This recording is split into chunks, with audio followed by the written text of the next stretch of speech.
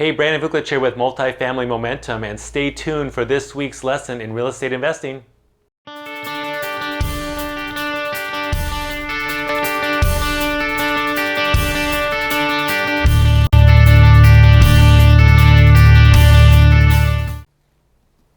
So this week's first weekly lesson in real estate doesn't mean it's the priority, like number one out of thousands of things.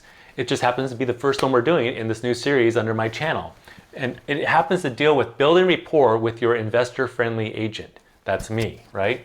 I work with a lot of new investors, and it's okay to have a lot of questions or be a little hesitant about pulling the trigger. Totally get that. I'm never going to pressure a client into buying something they don't want to do. I'm here to help and answer all the questions that you may have on an opportunity.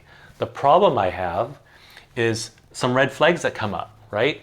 And this last week's real life example, okay, is I had an opportunity for a client that met all his check boxes, and he was taking longer than a day to respond. He had a question, I answered it within an hour, I didn't hear from him for a day.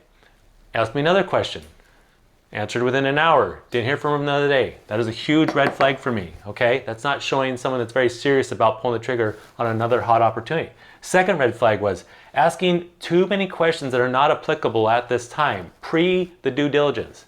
If you don't know what due diligence is, it's the process that we do to vet the property. We're checking the financial records, right? Inspections, sewer scopes, whatever it is, checking insurance. They were asking a lot of questions that we'll find out during due diligence. That doesn't really apply right now. So the key is speed, right? We want to lock these properties up to give us the opportunity to do our due diligence, and we'll answer all those questions at that time, okay? Third red flag, putting too much weight on minor details. This is when I know people are more like tire kickers. They tell me they're serious, but they're really not. When they're asking like, what about the gutters? Okay, well, we'll figure that out, right? We can negotiate that into the price or down the road with an inspection, but you're putting too much weight. Like, no, we can fix that. There's a solution to everything, right?